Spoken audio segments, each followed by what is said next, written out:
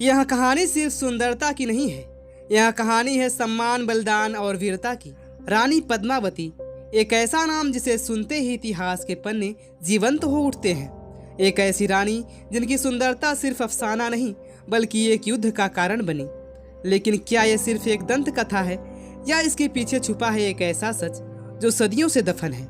आइए इस रोमांचक कहानी को सुनते हैं और जानते हैं रानी पद्मावती की सच्चाई।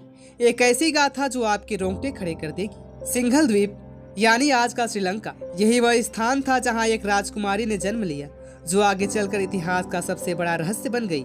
राजा गंधर्वसेन और रानी चंपावती की पुत्री जिनका नाम पद्मावती था। कहते हैं कि उनकी सुंदरता बेजोड़ थी, उनकी आंखें चंद्रमा जैसी चमकती थी और उनकी मुस्कान मानो वसंत की पहली किरण हो। लेकिन वे सिर्फ सुंदर नहीं थी, वे पराक्रमी भी थी। उन्होंने बचपन से ही घुड़सवारी, तलवारबाजी और युद्ध कला सीखी थी। लेकिन क्या उन्हें भी पता था कि उनकी सुंदरता ही उनके जीवन की सबसे बड़ी चुनौती बनने वाली है?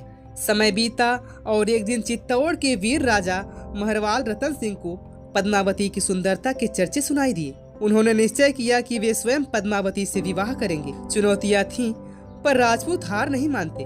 रतन सिंह ने कठिन परीक्षाएं दी और पद्मावती का हाथ जीत लिया। चित्तौड़ में पद्मावती का भव्य स्वागत हुआ। यह विवाह सिर्फ प्रेम नहीं था, यह एक नई यात्रा थी। लेकिन क्या यह यात्रा सुखद थी? क्योंकि एक दूर बैठा शासक अब चित्तौड़ की ओर अपनी नजर गड़ाए बैठा था। दिल्ली का सुल्तान अलाउद्दीन खिलजी एक क्रूर, लालची और निर्दयी शासक था। जब उसने पद्मावती की सुंदरता के चर्चे सुने तो उसने एक भयानक प्रतिज्ञा की, या तो पद्मावती मेरी होगी या फिर मैं चित्तौड़ को राख कर दूंगा। लेकिन राजपूतों से टकराने की हिम्मत करना आसान नहीं था, इसलिए खिलजी ने एक और चाल चली, छल और विश्वासघात की। खिलजी ने रतन सिंह के पास शांति का प्रस्ताव भेजा। उसने कहा, मैं सिर्फ रतन सिंह से दोस्ती करना चाहता हूँ। लेकिन क्या यह दोस्ती थी या इसके पीछे कोई और साजिश थी? खिलजी ने यह मांग रखी कि वह सिर्फ पद्मावती का प्रतिबिंब दर्पण में देखना चाहता है। शालीनता और मर्यादा का ख्याल रखते हुए अलाउद्दीन को यह अनुमति दी गई।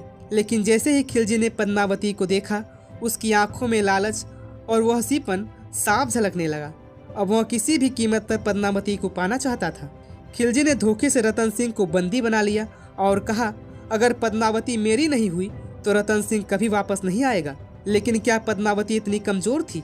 उन्होंने एक साहसी योजना बनाई। खिलजी को लगा कि पद्मावती उसके पास जा रही है, लेकिन असल में राजपूत सैनिक उसकी सेना पर हमला करने जा रहे थे।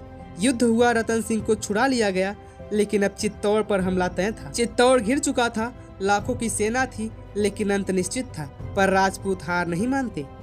रानी पद्मावती ने एक ऐसा ऐतिहासिक निर्णय लिया, जौहर, हम जलकर राख हो जाएंगे लेकिन खिलजी के हाथ नहीं आएंगे। हजारों राजपूत महिलाएं अपने सम्मान की रक्षा के लिए अग्निकुंड में कूद गई और जब खिलजी किले में घुसा, उसे सिर्फ जलती राख मिली। यह एक ऐसी जीत थी जो हार कर भी अमर हो गई।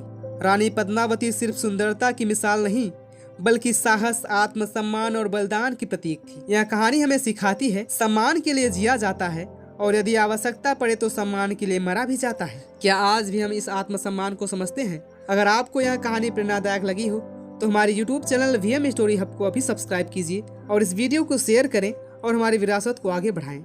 जय राजपूताना, जय मेवाड़।